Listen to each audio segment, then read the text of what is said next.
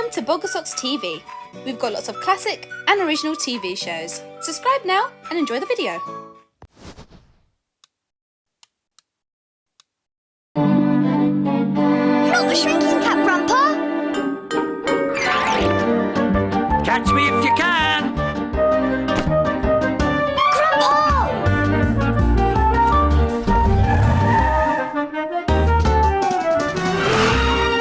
No, be careful!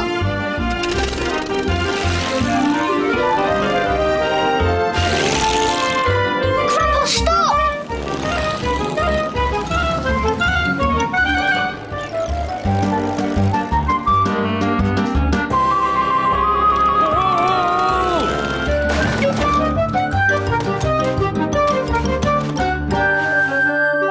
Grandpa, in my pocket! Our town is called Sunnysands because it's always sunny and it's by the sea. We love spending time at our beachette on the beach. And you can see the lighthouse from my bedroom window. This is Mum and Dad's bike shop. And here's Miss Smiley's cafe, which serves the best ice cream sundaes in the world. Then there's Mr Whoops's shop, where you can buy anything and everything. Everyone loves Sunnysands. It was a sunny Saturday morning and Mum had a new hobby, gardening. And you know what Mum's new hobbies are like? They take over the whole house. All I can say is I'm glad she's at the bike shop today, Jason, even if she has left us in a forest. But the forest is great to play with all my beasts, Grandpa. I wouldn't call Gordon a beast. But we can pretend he's one.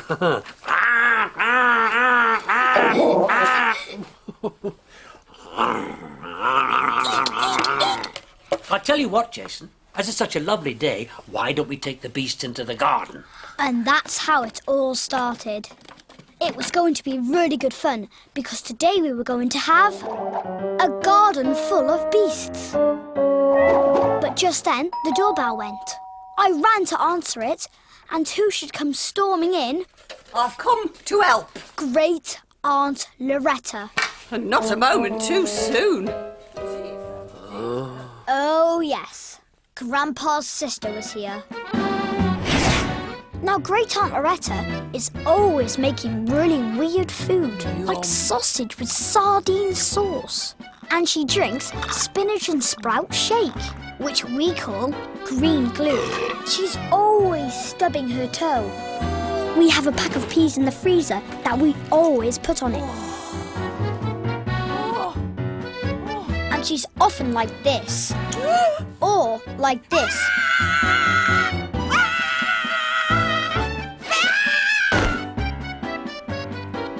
And she makes Grandpa feel like this. There's nothing for it. We'll have to get out there before she makes a terrible mess. What a terrible mess. It's not a terrible mess. It is. It needs sorting. No, it doesn't. We like it like this. You don't know anything about gardens, you lot. But I know a man who does. Great Aunt Loretta had sent for her friend, Mr Hackit, who knew about gardens. Or at least, that's what he thought. Grandpa and I couldn't imagine what he was going to do to our garden. One thing was certain, Mr Hackit was bad news.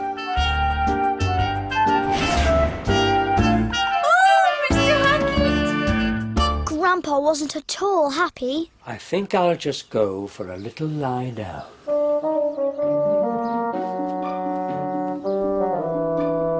We'll just have to play in here, Grandpa, and let them get on with it. We'll do no such thing, Jason. Mr Hackit will hack the garden to pieces if we don't stop him. Don't you worry. Not the shrinking cap, Grandpa! Catch me if you can. You know when Grandpa shrinks, he can get up to all kinds of magical things. Grandpa! Get down, Grandpa!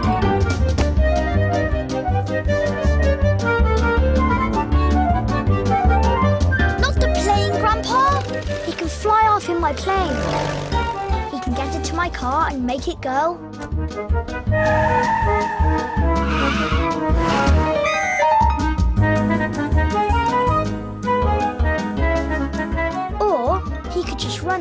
he's worth. Grandpa! Get down, Grandpa! Grandpa? Grandpa, come back!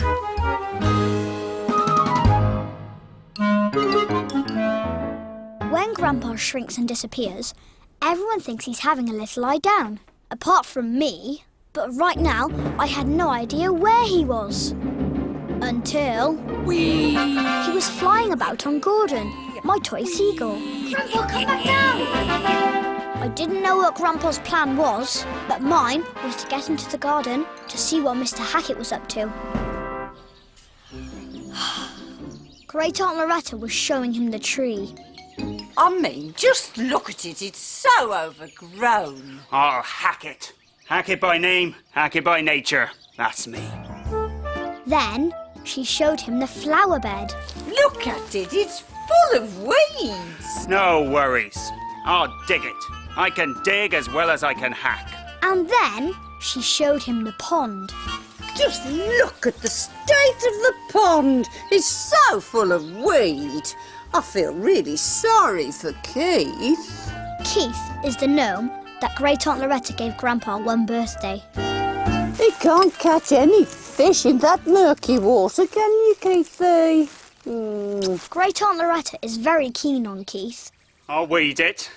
No worries. Great Aunt Loretta left Mr Hackit to get on, but I knew she'd be back later. Or start with a tree. No, you mustn't hack the tree! I'll just get me stepladder. But there's a bird's nest in the tree!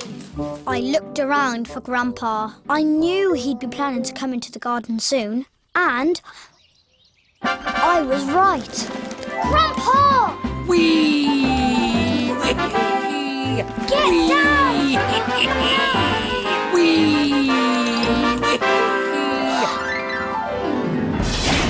Luckily, Grandpa was well hidden by the time Mr Hackit came back.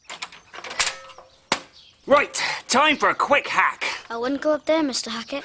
Don't you worry about me. Why don't you go and check on your grandpa inside, eh? But of course, my Grandpa wasn't inside. He was in the nest. That's no ordinary seagull. No, it's a cross between a seagull and a pterodactyl. I had to think up a name really fast. It's called a Gordanosaurus. Very rare. I think maybe I won't hack the tree. I'll do the flower bed. I'll just go and get my spade from the van. So far, so good, Jason.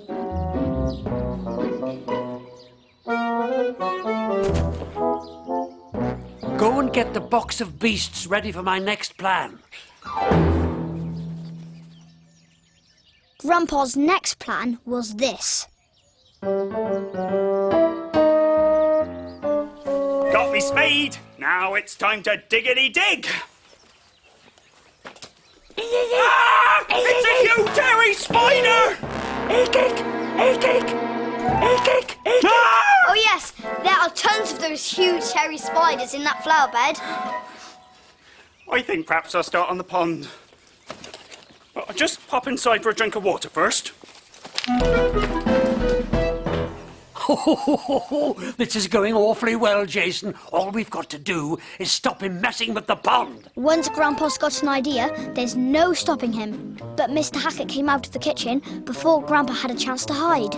Luckily, Grandpa had an idea. That's odd. There are two Keiths. I'm sure there was only one Keith before. Just then, the doorbell went. I'll go. When I looked back at the pond, Keith number 2 had gone. I wondered what he was up to. And then I found his clothes. This time, Grandpa had gone too far. The bad news was Grandpa was planning a swim. The worst news was that guess who was back? Nothing's been done. Come on. I'll help. Well, the thing is, unfortunately, this garden is full of beasts. And another Keith has appeared. Another Keith? Don't be so silly. Where's the other Keith? He was there. He's gone missing. And at that moment, I realised that something else had gone missing. My alligator. Then I saw Grandpa's cap and I guessed what was coming. Grandpa was hiding in the pond, waggling the alligator.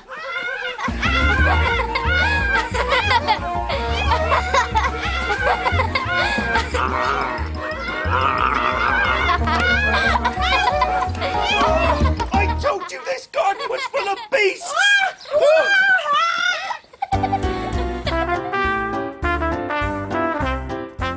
Soon Grandpa was back in his clothes. He whipped off his shrinking cap and came back to his normal size. Well done, Grandpa. I don't think Mr Hackit will be back. I couldn't have done it without you, Jason. You and the beasts, of course. Teamwork, eh? Teamwork. Just then, Great Aunt Loretta came down the stairs, so I quickly hid my alligator. I feel better for having had a little lie down, that's for sure. Oh, you got a bit of pondweed stuck behind your ear, Grandpa. Anyone would think you'd been swimming in the pond with that alligator. Don't be ridiculous. I'll have you know, it's a very bad idea to keep alligators in ponds, Jason Mason.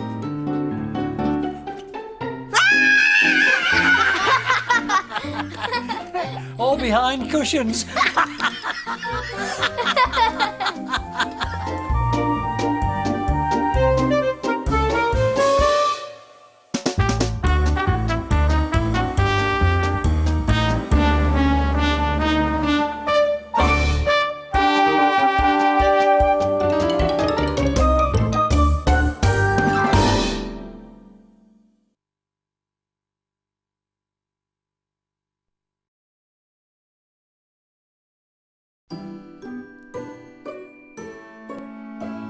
Rosy and Fizz, Rosy and Fizz, playing together, whatever the weather.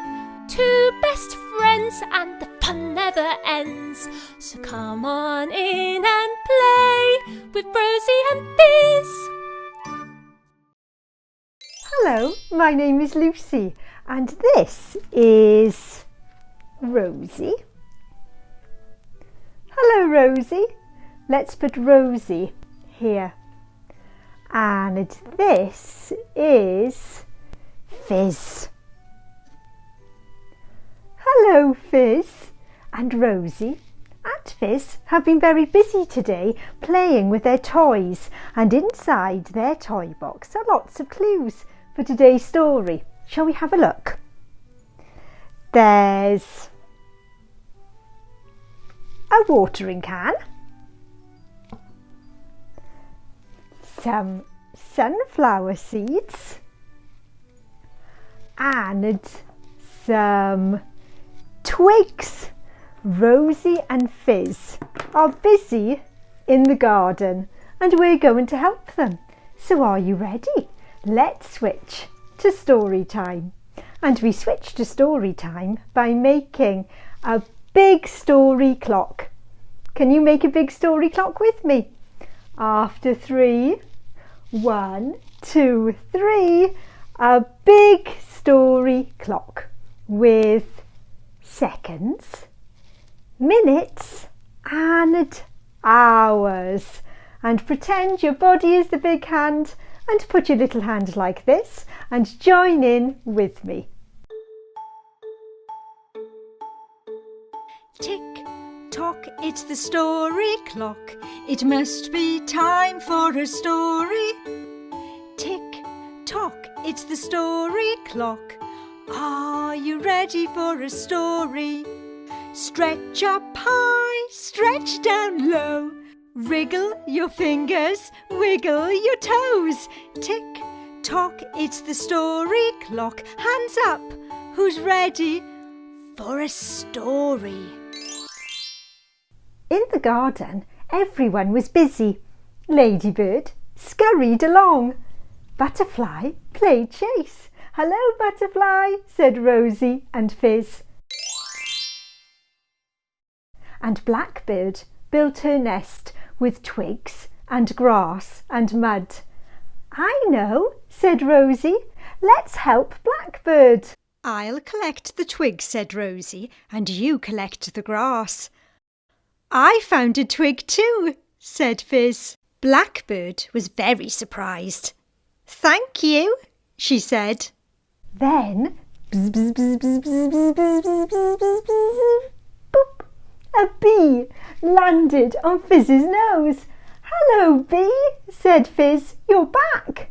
"Hi, Fizz," said bee. "Bzz, bzz, bzz, bzz, bzz. Busy, busy, busy. Lots to do. See you soon. Bye." And bee flew away. "Everyone is very busy," said Rosy. "I want to be busy too," said Fizz. "Why don't you help Bumblebee?" said a voice from the other side of the garden. It was Daffodil. "Hello, Rosy." "Hello, Fizz," said Daffodil. "Hi, Daffodil," said Rosy and Fizz. "Bumblebee doesn't need any help today," said Rosy. "Bumblebee was very busy." "Yes," said Fizz, "she flew away." "Ah, but you can help Bumblebee by growing a sunflower. Bees love sunflowers. They drink the nectar and eat the pollen and carry the pollen dust from place to place." "That's a good idea," said Fizz. "Rosy, will you help me? Will you help me grow a sunflower? We're going to be busy, busy, busy." Sow the seed and watch it grow. Wake up, seed, and say hello. Here comes the sun, warm and bright. Stretch up high towards the light. With sun and water it'll grow and grow. We'll soon be able to say hello. Bee meet sunflower, sunflower meet bee. It's a wonderful world for all to see. Rosy and Fizz checked in the pot, but Sunflower was nowhere to be seen. "Oh dear," said Fizz. "Where's Sunflower?" "She won't be there yet," said Daffodil, "but she'll soon appear." The next day, Rosy and Fizz checked again, but Sunflower still wasn't there. So Rosy and Fizz gave the seed some more water, and sure enough, day after day, as the sun grew warmer and brighter, something extraordinary happened. A little green shoot appeared. Sunflower was starting to grow. And the green shoot grew bigger and bigger and bigger until one day Fizz called, "Rosy, wake up! Look at this!" When Rosy and Fizz looked out of the window, they saw a big sunflower in the garden. Then Fizz heard a buzzing noise. Bzz, bzz, bzz, bzz, bzz, bzz, bzz, bzz. It was Bee! "Surprise!" shouted Fizz. "Bee meet sunflower, sunflower meet bee." "Hello, Bee," said Sunflower. "Hi, Sunflower," said Bee. As the sun grew warmer and brighter, the garden filled with lots of flowers in lots of different colours, and the sunflower grew taller and taller and taller until it was taller than Rosy and Fizz. And Bumblebee was very happy indeed. And that was the story of Rosy and Fizz and the Bumblebee. It's nearly time for Rosy and Fizz to go, but just before we do, let's stick the sunflower seeds inside Rosy and Fizz's storybook, so they'll always remember the day they grew a sunflower. Thank you for joining us, and why don't you join us next time for another Rosy and Fizz story adventure? I wonder what toys we'll find inside their toy box. We'll see you then. Bye! Right then, are you ready? Let's stick in the sunflower seeds. Let's find a page and let's stick the packet of seeds in the corner. Here you go.